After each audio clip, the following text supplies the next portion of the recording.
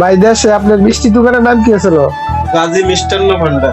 দেখছেন ভাই, কলকাতার মিষ্টির দোকান আছিল এই ভাইয়ের। এই যে মিষ্টি বানাই আছে, সব জানা আছে।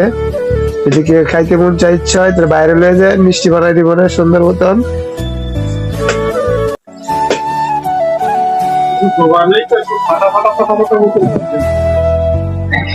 আপনার বাটার দিলে আর ভালো হতো না?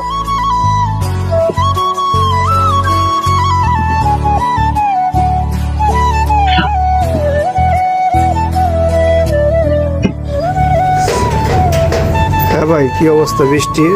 এই তো মিষ্টি একদম হয়ে যাওয়ার মতন হয়েছে, আর 5 মিনিট। তো এত সুন্দর করে ফুলাইছে, তো ভালোই তো ফুলছে। তো এটা কি কালার কি সাদাই থাকবে? সাদাই থাকবে, সাদাই তো করা হয়েছে। ও, কয় মিনিট হইলো জাল দিতেছে? মিনিট 5-7 হয়েছে।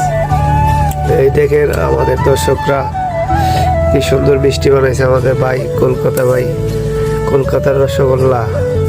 যারা যারা খাবেন তাড়াতাড়ি 9-1 চলে আসেন, আমাদের ভাই বানাইতেছে।